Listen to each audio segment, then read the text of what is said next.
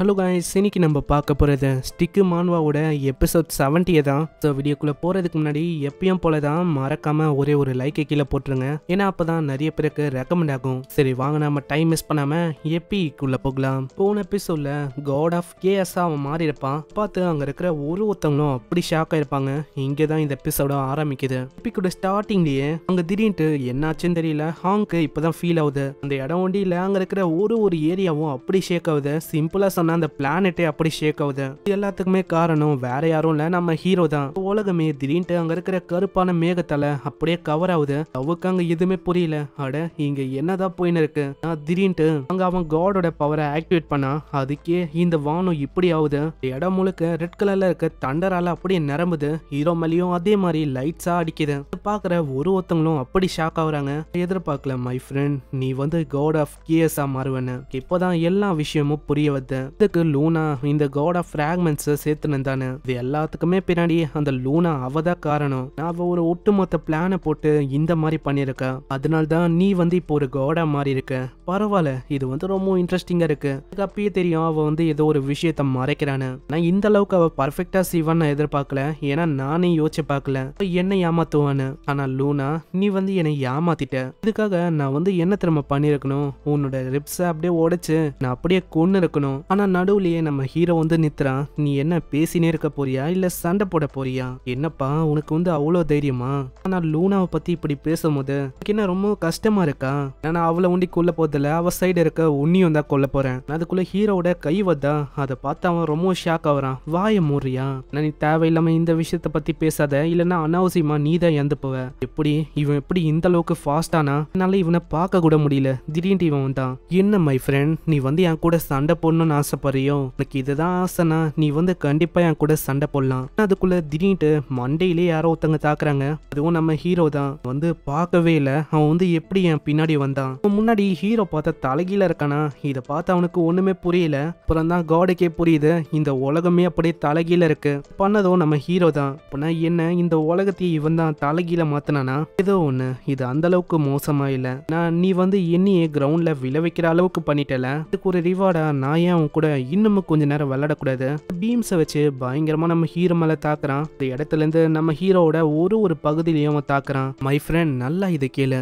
காடா மாறிட்ட, அதுக்குன்னு நீ எனக்கு ஈக்குவலா இருப்பியான்னு கேட்டா இதுதான் கிடையாது. நீ எனக்கு ஈக்குவலே இல்ல. ஏன்னா நான் காட் ஆஃப் டிஸ்ட்ரக்ஷன். நான் என் கிட்ட இந்த டிஸ்ட்ரக்ஷன் இருக்கு. இது முன்னாடி எந்த பவரா இருந்தாலும் அது வேஸ்ட் தான். அதனால இந்த உலகத்துல இருக்க எல்லாரையுமே என்னால அழிக்க முடியும். இதே விஷயம் தான் காடஸ் ஆஃப் லைஃபுக்கும் போது, அதாலையும் என்ன எதுவுமே பண்ண முடியாது. சோ உன்னால அப்படி என்ன போடுங்க முடியும்? இந்த சைடு அந்த அட்டாக் ஒரு சைடும் படுமா? இருக்கிற இடமே அப்படி ஷேக் ஆகுது. என்னதான் ஆகுது, இந்த மொத்த கான்டினென்ட்டும் பயங்கரமா வெடிக்குது. நான் நம்ம ஹீரோ பண்ண வேலைக்கு முன்னாடி இதெல்லாம் ஒண்ணுமே இல்ல. நம்ம ஹீரோ நினைச்சா இந்த உலகத்தையே அழிக்க முடியும். லவ்வும் கத்துறா, ஹே பீஸ், உனக்கு எதுவுமே ஆகல. இந்த இடத்துல வேறமா வெடிப்புண்டி தான் இருப்பது. காட் அவங்க பயங்கரமா சிரிக்கிறாரு. என்ன ஆச்சு மை ஃப்ரெண்ட், உன்னால எதுவுமே பண்ண முடியலையா? ஃபைட் பண்ணுன்னு சொன்ன, ஆனா நீ இன்னமும் வெளியிலேயே வரல. கண்டிப்பா நீ உள்ளே இறந்து போயிட்டேன்னு நினைக்கிறேன். நீ இன்னமும் உள்ள உயிரோட இருக்கியா? இல்ல உயிரோட இருந்தா கத்தி காட்டு பார்க்கலாம். இல்ல உன்னால முடியாது, ஏன்னா நீ இறந்து போயிட்ட. ஆனா இப்படி இவன் சொல்றானா? திடீர்னு அங்க பார்த்தா ஒரு நிழல் வந்து அதை பார்த்து காட் அப்படியே கம்முன்னு வர்றாரு. என்ன ஒரு கஷ்டமான விஷயமா இருக்குல்ல. இன்னமும் சாகல. கைய வச்சு லைட்டா தள்ளுறான். அதுக்கே அந்த பீம் எல்லாமே தள்ளி போகுது. இதை எதிர்பார்க்கல. உன்னால எப்படி இதை தடுக்க முடிஞ்சது? அந்த இடத்துல ஏதோ பபிள் மாதிரி ஒரு விஷயம் கிரியேட் ஆகுது. அதனால அந்த இடத்துல யார் நிக்கிறாங்களோ அவங்கள சுத்தி மழை பெய்யுது. என்ன காட், உன்கிட்ட எவ்வளவுதான் ஸ்கில்ஸ் இருக்கா? கிட்ட வேற எதுவும் காடா இந்த ஸ்கில் இல்லையா? என்ன இவன் சொல்ல ட்ரை பண்றான்? நான் சொன்னது உனக்கு புரியலையா? உன்கிட்ட இந்த ஒரு ஸ்கில் தான் இருக்கா? ஒரு ஃபிங்கரை வச்சு எல்லாரையுமே தாக்குறது, வேற எதுவும் இல்லையா? அப்படி இல்லனா நான் காட்டுறேன், அதாவது நான் யாருன்னு. ஏன்னா இப்போ என்னோட டர்ன். உங்க ஹீரோ உன்னோட ஸ்டிக் எடுக்கிறானா? அதை பார்த்து காட் பயங்கரமா சிரிக்கிறாரு. நான் திரும்பவும் சிரிக்க வைக்காத, ஏன்னா இந்த ஸ்டிக் என் முன்னாடி ஒர்க் ஆகுது உனக்கே நல்லா தெரியும். ஆனா அது எதையுமே கண்டுக்காம ஸ்டிக்கை வச்சு ஒரு போடு தான் போடுறான். அதுக்கே அந்த இடத்துல ஒரு பயங்கரமான அட்டாக் அப்படியே டிராவல் ஆகுதா. காடுக்கு ஏதோ ஒரு விஷயம் தப்பா தெரியுது. நல்ல வேலை ஆளு தப்பிக்கிறான். அப்புறம் தான் நல்லா அந்த இடத்த பாக்குறான். அந்த இடம் ஒண்டியில இந்த எத்தே, அதாவது இந்த உலகமே அப்படியே பாதியா ஸ்பிளிட் ஆகுது இவன் பண்ண அட்டாக்னால. இந்த எத்தை தாண்டி இந்த டைமென்ஷன் ஒன்று இருக்கும்ல அதுவே ஸ்பிளிட் ஆயிடுச்சு. நான் எதிர்பார்க்கல. நல்ல வேலை நான் வந்து எப்படியே தப்பிச்சிட்டேன். ஏன்னா அவ்வளவுதான் நானும் அப்படியே துண்டாயிட்டு இருப்பேன். ஏன்னா இவனால இந்த எத்தையும் தாண்டி எல்லாத்தையுமே அப்படியே துண்டாக்க முடியுது.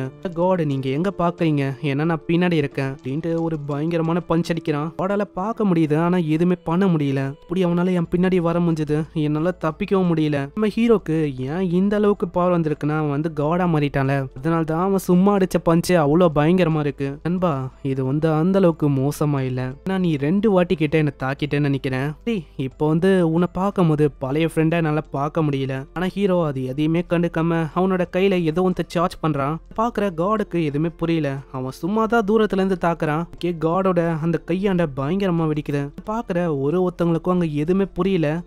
என்னதான் ஆகுது இருங்க எனக்கு ஒண்ணுமே புரியல. ஏன்னா அவன் பஞ்ச சும்மா அங்கதான் நீட்டினா அதுக்கே எதுக்கு காடோட ஃபேஸ் ஆண்ட வெடிக்கணும் உங்களுக்கு தெரியலன்னு நினைக்கிறேன். ஏன்னா இது டெஃபினெட்லி இது வந்து மேஜிக் இல்ல. அது இந்த பஞ்ச் இது வந்து காத்துல என்னால பண்ண முடியும். எப்படி இதை வந்து எப்படி உன்னால பண்ண முடிஞ்சது? உங்க காடோட மூக்குல இருந்து அப்படி ரத்தமா ஊத்துது. காட ரொம்ப பயந்து போயிடுறாரு. என்ன காட் உங்களால இதுக்கே தாக்கு பிடிக்க முடியல. நான் ஆரம்பிக்கல அதுக்குள்ளேயே உங்களோட நிலைமை இப்படி ஆகுதா? திரும்பவும் ஓங்கி ஒரு பஞ்ச் அடிக்கிறான். இதனால அந்த காட் எங்கேயோ போய் விழுறாரு. காடோட வாயில இருந்தும் அங்க பயங்கரமா ரத்தம் ஊத்துது. ஜியோ விடவேல மாத்தி மாத்தி ஒரு பஞ்ச பயங்கரமா கொடுக்குறான். ஒரு டைமும் காடை தாக்கும் போது காடுக்கே அப்படி வலிக்குது. இந்த சைடு இந்த ஃபைட் எல்லாத்தையும் கம்பெனி ஓனரு மத்தவங்க எல்லாருமே பாக்குறாங்க. என்ன இது அவனால காட் ஆஃப் டிஸ்ட்ரக்ஷனையே இந்த அளவுக்கு ஒரு வழியாக்க முடியுது. யாருதான் அந்த பீஸ் எப்படி திடீர்னு இந்த அளவுக்கு ஸ்ட்ராங்கா மாறினா? அதுக்கு பாசிபிலிட்டி இருக்கு. இப்ப அவன் காட் ஆஃப் கேஎஸ்ஆ இருக்கான். இப்ப அவனை யாராலுமே தடுக்க முடியாது. வெறும் ஒரு பஞ்ச் அதுவே போதும் ஆப்போனண்ட்டை காலியாக்குறதுக்கு. இதுவே காடா இல்லைன்னா எப்பயும் அவங்க செத்து போயிட்டு இருப்பாங்க. ஆனா நான் எதிர்பார்க்கல அவனோட டிவைன் எபிலிட்டி அவன் பயன்படுத்துறான்னு. அவனால மேனிபுலேஷன் பண்ண முடியும். அதாவது காடால அங்க தப்பிக்கவே முடியாது. சிம்பிளா சொன்னா சாதாரணமா ஒருத்தங்க தாக்குனா அது வந்து படுறதுக்கு 0 பாசிபிலிட்டி தான் இருக்கும். இவன் மேனிபுலேட் பண்றதுனால ஒரு அட்டாக்கும் 100% டார்கெட் மேல பட்டுனே தான் இருக்கும். அட கம்பெனி ஓனரு இது என்ன பயங்கரமான ஸ்கில்லா இருக்கு. அது ஒன்னும் ஸ்கில் இல்ல அது டிவைனிட்டி. இந்த மாதிரி யாரெல்லாம் காடோட ஸ்டேஜ் அடையறாங்களோ உங்களுக்கு டிவைனிட்டி வந்து கிடைக்கும். அதாவது ஃபார் எக்ஸாம்பிளுக்கு சொன்னா டிஸ்ட்ரக்ஷன் அவரால் அழிவை உருவாக்க முடியும். லைஃப் கியாஸ் இந்த மாதிரி 2 பேர் இருக்காங்க. இதே மாதிரி இன்னமும் நிறைய கோட்ஸ் இருக்காங்க. அது இன்னமும் நம்மளுக்கு ரிவீல் பண்ணல. நம்மளும் போக போகவே பார்க்கலாம். இந்த மாதிரி ஏகப்பட்ட ஆளுங்க ஒரு டிவைனிட்டியோட இருப்பாங்க. ஆனா இப்போ பிரச்சனை என்னன்னா மேனிபுலேஷன் ப்ராபபிலிட்டி இது வந்து நம்ம ஹீரோக்கு ரொம்ப அதிகமா இருக்கு. சொன்னா நருட்டோல எப்படி இந்த ஷேரிங்கனை வச்சு ஏமாத்துவாங்க. ஹீரோவால டைமென்ஷனுக்குள்ள மத்தவங்கள போட முடியும். இந்த கம்பெனி ஓனரும் சொல்றான் நான் எதிர்பார்க்கல இந்த சின்ன பையன் இவன் வந்து இந்த அளவுக்கு நம்மளுக்கு ஒரு பிரச்சனையா இருப்பானு. போக போக இவனோட பிரச்சனை அது வந்து இன்னமும் அதிகமாயினதா போகுது. அடிக்கிற ஒரு அடியில காடோட நிலைமை இன்னமும் மோசமாகுது. காடால ஏன் பேச கூட முடியல. காடுக்கும் வேற வழி தெரியாம பயங்கர வேகமா தப்பிச்சு போறாரு. எனக்கு இன்னமும் புரியல இவனால எப்படி என்ன தாக்க முடியுது. இங்க என்னதான் நடக்குது ஒண்ணுமே எனக்கு புரிய மாட்டுது. அதனால நான் இப்போதைக்கு தப்பிக்கணும்னு நினைக்கிறேன். வந்து தப்பிச்சாலே போதும். அதுக்கப்புறம் என்னால திரும்ப அவனை வந்து தாக்க முடியும். நான் திடீர்னு என்ன ஆச்சுன்னு தெரியல. அவன் வந்த இடத்துல தான் இருக்கான். அவன் தப்பிக்கவே இல்லை. ஆமா எனக்கு என்ன ஆச்சு? நான் மேல தானே இருந்தேன். நான் எப்படி இங்க வந்தேன்? நான் காத்துல இருக்கும் போது எப்படி இதே மாதிரி நீ வந்து என் முன்னாடி என்ன பண்ற? எல்லாத்துக்குமே காரணம் நான் தான். நம்ம ஹீரோவும் அவனோட ஷேரிங் ஆக்டிவேட் பண்றான். மன்னிச்சுக்கோங்க அது ஷேரிங் இல்ல. காட் ஆஃப் கேஎஸோட ஒரு எபிலிட்டி ஆக்டிவேட் பண்ண ஒரு டைமென்ஷனுக்குள்ள மாட்டிக்கிறான். இதான் நான் ஷேரிங்னு சொன்னேன். குள்ள மாட்டிக்கணும்னே காடால அங்க எதுவுமே பண்ண முடியல. அங்க காட முன்னாடியே சொல்றான் ஹேய் எங்க நீங்க ஓட பாக்குறீங்க? இது வரைக்கும் நம்ம சண்டை போட்டோம்ல அது எல்லாமே வார்ம் அப் தான். இப்பதான் என்னோட உண்மையான ஃபைட்டே ஆரம்பிக்குது. அதாவது என்னோட ஸ்டிக்கை வச்சு. சோ என்ன ஆரம்பிக்கலாமா?